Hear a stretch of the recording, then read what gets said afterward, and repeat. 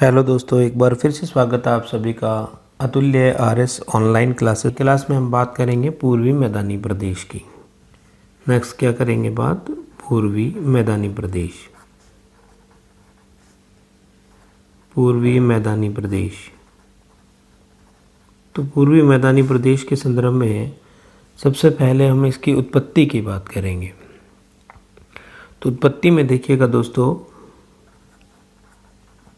उत्पत्ति की जब हम बात करते हैं तो आप यहाँ लिख सकते हो कि पूर्वी मैदानी प्रदेश की उत्पत्ति पूर्वी मैदानी प्रदेश की उत्पत्ति विजिबल होगा सभी को, चतुर्थक महाकल्प या इस चतुर्थक महाकल्प को दोस्तों यहाँ कोष्ठक में लिख रहा हूँ मैं, इसको नूतन महाकल्प या न्योज़ोइक एरा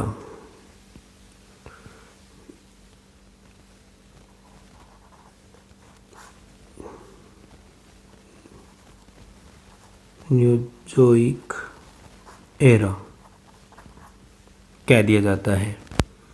तो जो पूर्वी मैदानी प्रदेश है इसकी उत्पत्ति चतुर्थ महाकल्प के लिखेगा प्लेस्टोसीन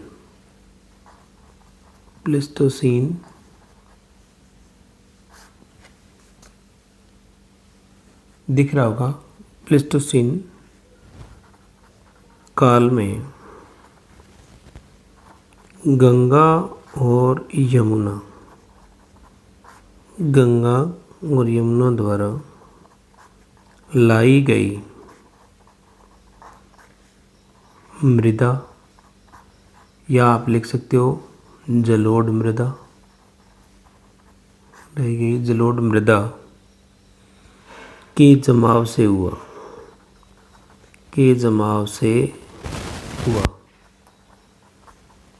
तो हमने बात की है पूर्वी मैदानी प्रदेश की। पूर्वी मैदानी प्रदेश की उत्पत्ति चतुर्थ महाकल्प या नूतन महाकल्प न्योज़ोइक एरा की प्लेस्टोसीन काल में गंगा यमुना द्वारा लाई गई मृदा या जलोढ़ मृदा के जमाव से हुई है। कैसे हुई, किस प्रकार से हुई, इसकी बात अपन यहाँ डिटेल में करने वाले हैं। तो देखिएगा दोस्तों, इस प्रकार से हमारा जो है ये प्रदेश है हिमालय प्रदेश। भारत की थोड़ी सी बात यहाँ पे करूँगा। इस प्रकार से तृतीय महाकल्प जो था, टर्शरी काल था, उसमें क्या हुआ कि हिमालय बना था, आपको पता है सभी को। और हिमालय से इस तरह से यूँ दो नदियाँ निकली, एक तो जो है आपकी यमुना निकली इस तरह से, और इस तरह से दूसरी जो है ये आपकी आई गंगा। कौन सी? गंगा नदी। यहाँ पे आप लिख सकते हो इसको गंगा, और ये आपकी थी यमुना। ये नदियाँ निकली और हमारे राजस्थान की इस तरह से नदियाँ ये निकलती गई आगे, और यहाँ निकल कर के इन्होंने दोस्तों थोड़ा सा विजिबल होगा आप सभी को जो डायग्राम अपन बना रहे, यानी हिमालय बना तृतीय महाकल्प टर्शरी काल की बात करें तो इस हिमालय से गंगा नदी निकली और यमुना नदी निकलती है इस तरह से, यूँ पानी चला गया और यूँ जो है अपना एक स्ट्रक्चर बनता है राजस्थान का।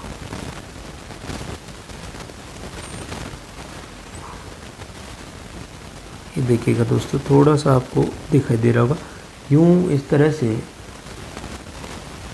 विजिबल नहीं है शायद, देखिएगा कोई दिक्कत नहीं है, हम इसको थोड़ा मैं दिखा देता हूँ आप लोगों को। यूँ इस तरह से क्या हुआ कि स्ट्रक्चर बना अपना राजस्थान का, ये वाला दिखाई दे रहा होगा। तो जब ये गंगा और नदियाँ जो निकली यहाँ से हिमालय से, तो इनका जो अवसाद था, पानी ओवरफ्लो होता, यानी जो अवसाद था इन नदियों का, वो इस तरह से यूँ बहा, यूँ इस तरफ आया, क्योंकि यहाँ कोई रुकावट नहीं थी। और ये तो जो है हमारे राजस्थान का, आपको पता है कि पश्चिमी क्षेत्रीय थार का मरुस्थलीय प्रदेश हो गया। और दूसरा हमारे पास यहाँ से जो है अरावली वाला प्रदेश यहाँ पे हो गया, यानी ये तो हो गया अरावली, और ये आपका दक्षिणी पूर्वी पठारी क्षेत्र हो गया। और ये आपका जो आपको दिखाई दे रहा है जहाँ पे मैं लिख रहा हूँ पूर्वी मैदानी प्रदेश, मैदानी प्रदेश। इस तरह से यूँ ये नदियाँ आई और ये अवसाद इस तरफ जब ओवरफ्लो होता था तो यूँ जो है धीरे धीरे आकर के इस स्थान पे यूँ जमा होने लगा। जब ये यहाँ पर जमा होने लगा दोस्तों, तो यहाँ जो है क्या बन गया आपका जलोढ़ मृदा का जमाव हुआ। किसका जमाव हुआ? जलोढ़ मृदा का। इस तरह से इस क्षेत्र में क्या हो गया? जमाव हो गया। किसका? जलोढ़ मृदा का। तो यहाँ इस गंगा यमुना द्वारा लाई गई जो मृदा थी, जलोढ़ मृदा, जो कि नए जल के साथ आती हैं, नवीन जलोढ़ मृदा, इस तरह से यूँ आती गई यहाँ से और धीरे धीरे इस क्षेत्र में जमने लगी। तो हम दोस्तों कह सकते हैं निश्चित तौर पे कि जो पूर्वी मैदानी प्रदेश है इसकी उत्पत्ति जो है चतुर्थ महाकल्प में या नूतन महाकल्प जिसको कह दिया जाता है, इसके प्लेस्टोजेन काल में गंगा और यमुना द्वारा लाई गई मिट्टियों से या जलोढ़ मृदा से इस क्षेत्र की उत्पत्ति हुई। तो उत्पत्ति के संदर्भ में हमने ये पढ़ा इस क्षेत्र की उत्पत्ति किस प्रकार से हुई। किस क्षेत्र की बात हम कर रहे हैं? पूर्वी मैदानी प्रदेश की। तो यहाँ इस प्रदेश की उत्पत्ति हुई। कुछ विशेष बातें जो मैं है यहाँ पे प्रेषित कर रहा हूँ, आपको विजिबल नहीं है इसके संदर्भ में, कि इसकी कुछ मुख्य बातें हैं पूर्वी मैदानी प्रदेश की जो अपन यहाँ बात करेंगे। इस प्रदेश का जो दोस्तों अपन बात करें कि जो विस्तार है, विस्तार की बात करें तो विस्तार जो है क्षेत्रफल में अगर अपन बात करते हैं तो क्षेत्रफल के अंतर्गत आप लिख सकते हो कि इसका जो क्षेत्रफल है वो 23.3% है। कितना है? 23.3%। और यहाँ जो जनसंख्या निवास करती है दोस्तों, पूर्वी मैदानी प्रदेश की बात करते हैं, 39% या कई बार लिखा आ जाता है 40%, एक ही बात है दोस्तों। लेकिन सर्वाधिक जनघनत्व भी इस क्षेत्र का है। हालांकि 40% जनसंख्या हमारे थार के मरुस्थल में भी रहती है, लेकिन वहाँ का क्षेत्रफल बहुत ज़्यादा है और यहाँ क्षेत्रफल बहुत कम है। इसलिए हमने वो क्षेत्रफल 61.11 पढ़ा था पश्चिमी क्षेत्रीय थार के मरुस्थल का, और जनसंख्या 40 पड़ी थी, इसलिए वहाँ जनघनत्व वो है कम है। और यहाँ जो क्षेत्रफल है वो 23.3% है और जनसंख्या 40% के आसपास रहती है, इसलिए यहाँ का जो जनघनत्व है वो ज़्यादा है दोस्तों।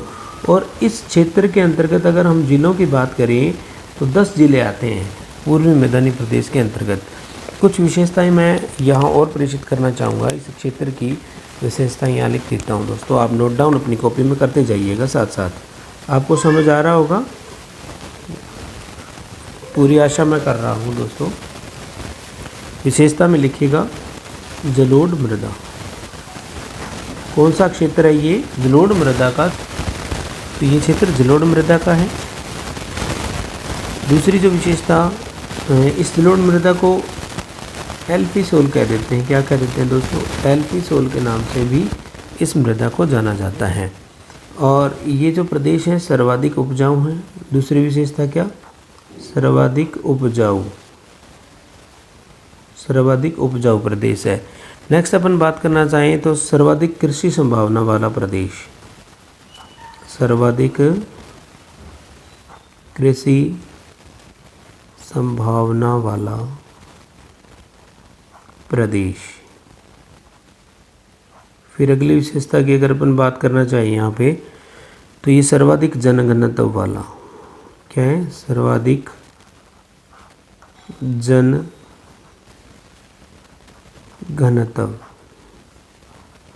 वाला प्रदेश। सर्वाधिक जनघनत्व वाला, स्पेलिंग थोड़ी ठीक कर लीजिएगा, यहाँ पे सही नहीं लिखा, लग गया घनत्व, कोई बात नहीं। जनघनत्व वाला प्रदेश है या भौतिक प्रदेश कह सकते हो इसको आप। और एक और इसकी विशेषता है वो यहाँ पे मैं नोट लगा के लिख रहा हूँ कि जो पूर्वी मैदानी प्रदेश है आपका, पूर्वी मैदानी प्रदेश लिखिएगा आप साथ साथ दोस्तों। पूर्वी मैदानी प्रदेश खनिजों की, किसकी? खनिजों की दृष्टि से निर्धन प्रदेश है। कैसा प्रदेश है? निर्धन प्रदेश है। हालांकि एक क्षेत्र पढ़ोगे आप चौथ का बरवाड़ा, जो कि सवाई माधोपुर में पड़ता है, जहाँ से सीसा जस्ता निकलता है दोस्तों। वहाँ से जो है चांदी भी निकलती है इसके साथ साथ। जहाँ पे चौथ माता का मंदिर है, कंजर जाति के आराध्य देवी है, सवाई माधोपुर दुर्ग में बना हुआ है। वहाँ पर त्रिनेत्र गणेश का मंदिर भी है, जो कि राजस्थान की कला संस्कृति के दरमियान अपन बात करेंगे। और यहाँ तक जो है विशेषताएं मैंने आपको प्रेषित कर दी हैं कि इसका विस्तार पूर्वी मैदानी क्षेत्र का 23.3% में है। जनसंख्या 39 या 40% के आसपास ये निवास करती हैं। जिले 10 जिले इसके अंतर्गत आते हैं। विशेषताओं में और अपन ने बात की कि जलोढ़ मृदा का विस्तार है यहाँ पर, एल्फिसोल जिसे कह दिया जाता है। सर्वाधिक उपजाऊ है, सर्वाधिक कृषि संभावना वाला क्षेत्र माना जाता है इसको। सर्वाधिक जनघनत्व वाला प्रदेश है और खनिजों की दृष्टि से ये निर्धन प्रदेश है। तो यहाँ तक आप लोगों को इत्मीनान से समझ आया होगा। नेक्स्ट अपन इसी के संदर्भ में आगे बात करते हैं। देखिएगा दोस्तों, तो दोस्तों यहाँ देखिएगा आप, पूर्वी मैदानी प्रदेश का थोड़ा वर्गीकरण अपन देखते हैं। यहाँ पे क्या देखते हैं? वर्गीकरण। वर्गीकरण किसका कर रहे हैं? पूर्वी मैदानी प्रदेश का वर्गीकरण यहाँ पे अपन पढ़ रहे हैं। तो वर्गीकरण में हम सबसे पहले इसको 3 भागों में विभाजित करते हैं। सबसे पहला जो भाग है अपन पढ़ेंगे चंबल बेसिन। चंबल बेसिन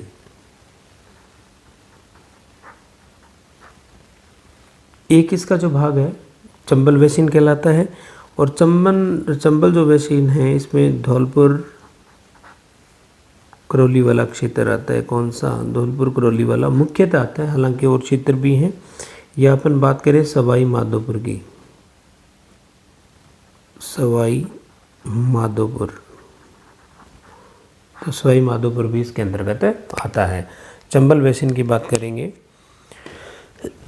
और चंबल बेसिन की अगर मैं बात करना चाहूँ आपके साथ, तो यहाँ की जो मुख्य विशेषता है वो बीहड़ है। बीहड़ यहाँ की क्या है? विशेषता मानी जाती है दोस्तों। दूसरी अपन बात करें तो दूसरा प्रदेश इसके अंतर्गत अपन पढ़ेंगे बनास। हालांकि सबसे पहले अपन आज जो है माही बेसिन की बात करेंगे, लेकिन वर्गीकरण में दूसरा जो है बनास या वाणगंगा बेसिन माना जाता है। बनास या बाणगंगा बेसिन। और जिसमें कौन कौन से जिलों की अपन बात करेंगे? जयपुर की बात करेंगे, भरतपुर वाला क्षेत्र है इसकी बात करेंगे, भीलवाड़ा की बात कर लेंगे थोड़ी। भीलवाड़ा का क्षेत्र इसके अंतर्गत आता है। टोंक का आता है जो कि मैदानी प्रदेश है। और यहाँ की जो विशेषताएं हैं उनकी बात यहाँ पे थोड़ी सी करेंगे। एक तो यहाँ पे पिडमांट का मैदान है। कैसा मैदान है? पिडमांट के मैदान की बात यहाँ पे करेंगे अपन। दूसरी जो इसकी विशेषता है वो खेराड़ प्रदेश है। खेराड़ प्रदेश की बात इसके अंतर्गत करेंगे बनास बाणगंगा बेसिन के अंतर्गत। और एक जो मैदान आता है इसके अंतर्गत वो आता है रोही का मैदान। कौन सा मैदान? रोही का मैदान। तो रोही के मैदान की भी बात अपन यहाँ करने वाले हैं। एक है आपका मालपुरा क्षेत्र। मालपुरा, इसे करौली का मैदान भी कह देते हैं। क्या कह देते हैं? करौली का मैदान। समझ में आई दोस्तों? तो ये दूसरा जो है भाग था वर्गीकरण के अंतर्गत। और तीसरे की बात अपन जो है करेंगे माही बेसिन के रूप में। इसकी माही बेसिन।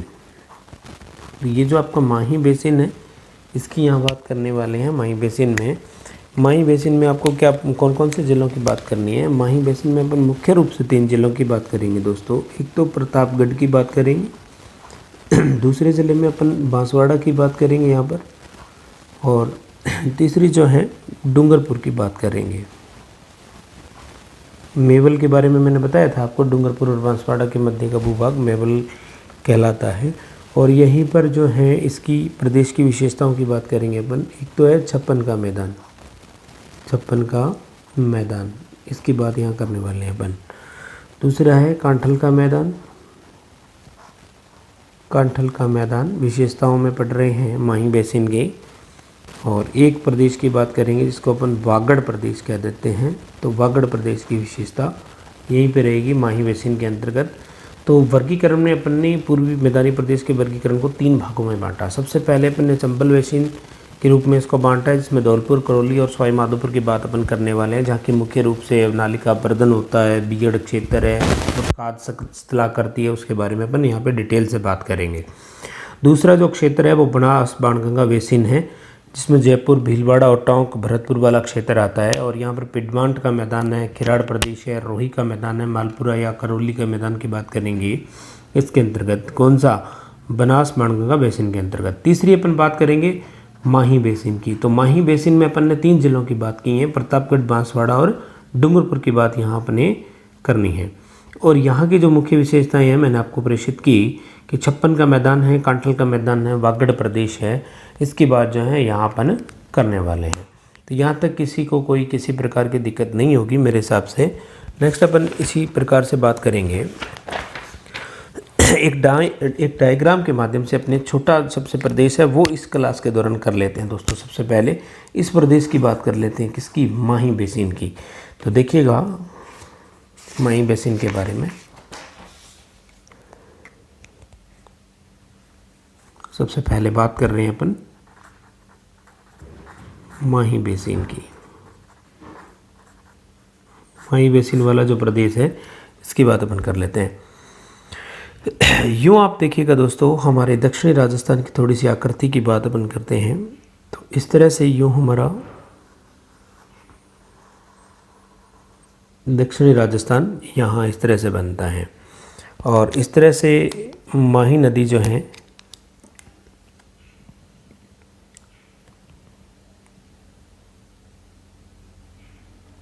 थोड़ा सा यहाँ पे एक और प्रदेश अपने बनाएंगे दोस्तों।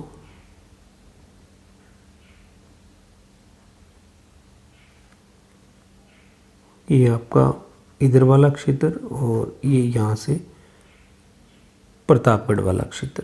तो यहाँ तो आपका प्रतापगढ़, कौन सा ज़िला है? प्रतापगढ़ है। ये आपका जो ज़िला है ये दोस्तों है डूंगरपुर। कौन सा ज़िला? डूंगरपुर। और यहाँ जो ज़िला है वो है बांसवाड़ा। कौन सा ज़िला है दोस्तों? बांसवाड़ा। और इस तरह से यूँ यहाँ देखिएगा आप नदी अपन बना रहे हैं।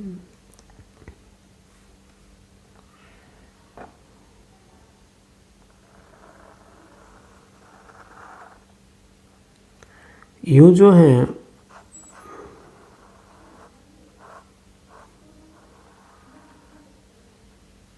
ये आपकी जो नदी है वो है माही नदी।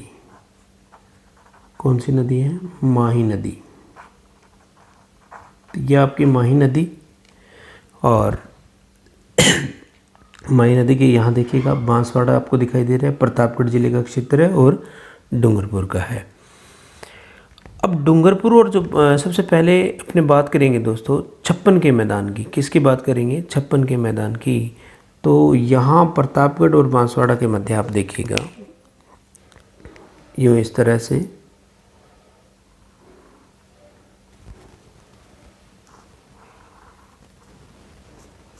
ये जो आपको मैं ब्लैक कलर में लाइनिंग कर रहा हूँ, ये वाला जो क्षेत्र है ये है आपका 56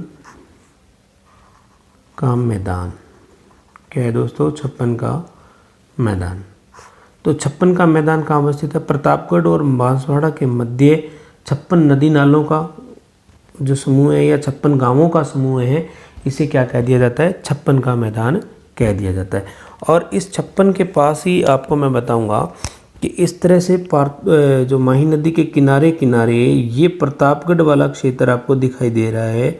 माही नदी के किनारे किनारे प्रतापगढ़ में जो क्षेत्र आपको दिखाई दे रहा है, यहाँ पे रेड कलर में पूरा दिखाई दे रहा है, इसको हम कह देते हैं कांठल, यानी किनारे की भूमि का मतलब कांठल। तो इसे कांठल का मैदान कहते हैं। क्या कहते हैं दोस्तों? कांठल का मैदान के नाम से इसे जाना जाता है। तो ये है हमारा कांठल का मैदान। तो यहाँ तक सभी लोगों को समझ आया होगा मेरे हिसाब से, कोई दिक्कत नहीं होगी। और एक प्रदेश और यहाँ पे मैं बना रहा हूँ, आप देखिएगा, जो कि रेड कलर में ही मैं बना देता हूँ। ये इस तरह से डूंगरपुर, सॉरी आपको ग्रीन कलर में विजिबल नहीं होगा क्योंकि माही नदी हमने ग्रीन में बनाई है। ये देखिएगा रेड कलर की बात कर रहे हैं।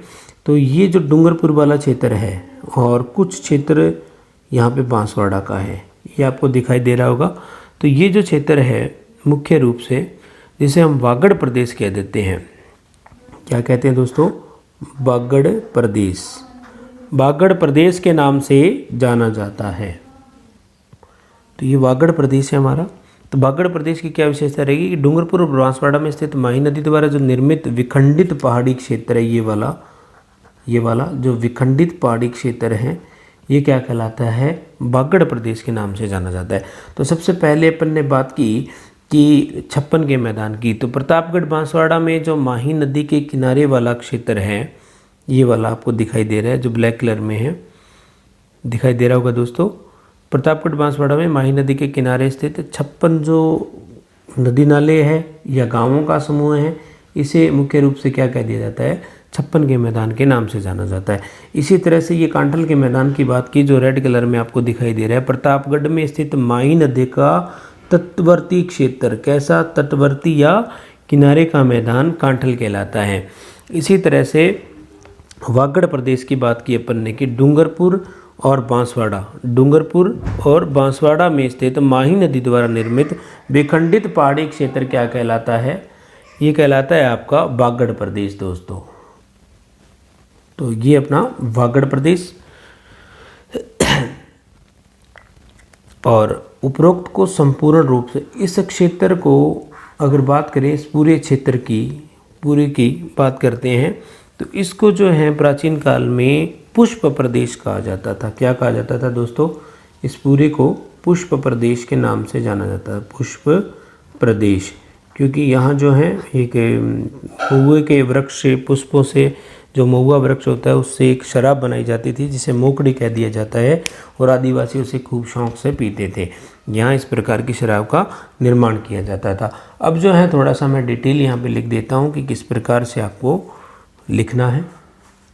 तो सबसे पहले यहीं पे मैं लिख देता हूँ आपको। नंबर 1 की बात करूँ तो विजिबल नहीं होगा, थोड़ा सा मैं नोट्स अलग से लिख रहा हूँ, आप नोट डाउन कर लीजिएगा। इस चित्र के साथ साम्यता स्थापित कर लेना नोट्स के हिसाब से। तो देखिएगा दोस्तों, यहाँ अपन लिख लेते हैं थोड़ा डिटेल में। सबसे पहले अपन बात की थी 56 के मैदान की। तो नंबर 1 पे लिखेंगे 56 का मैदान। तो 56 के मैदान में आप लिखोगे प्रतापगढ़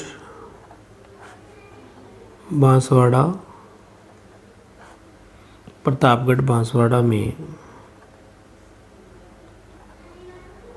माही नदी के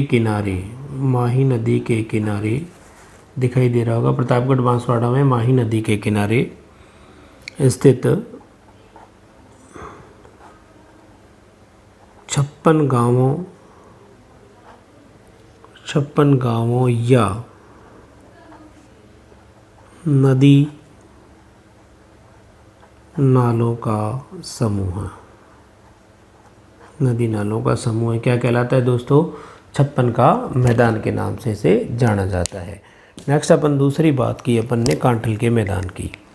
तो यहाँ पे नंबर 2 की बात कर रहे हैं, कांठल का मैदान। कांठल का मैदान, तो कांठल के मैदान के अंतर्गत आप दोस्तों यहाँ लिख सकते हैं प्रतापगढ़ में स्थित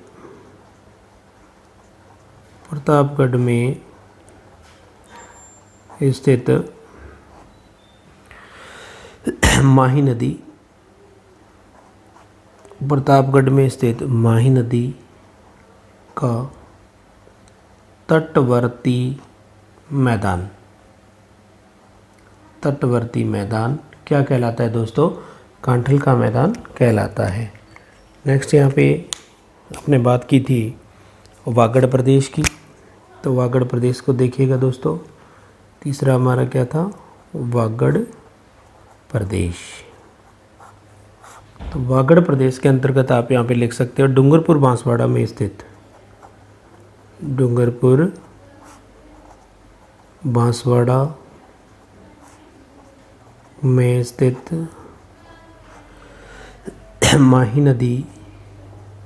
माही नदी द्वारा डूंगरपुर बांसवाड़ा में स्थित माही नदी द्वारा निर्मित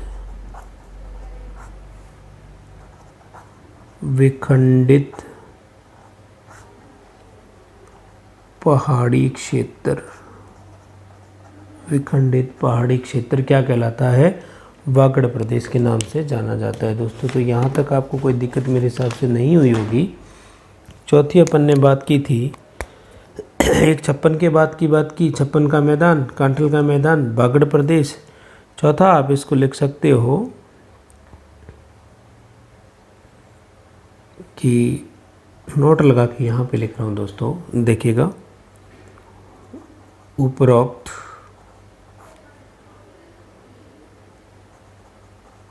संपूर्ण। उपरोक्त संपूर्ण का मतलब क्या हो गया कि माही बेसिन को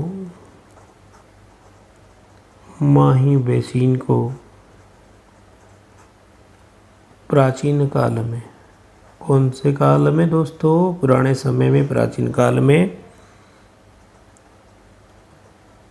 पुष्प प्रदेश, क्या दोस्तों?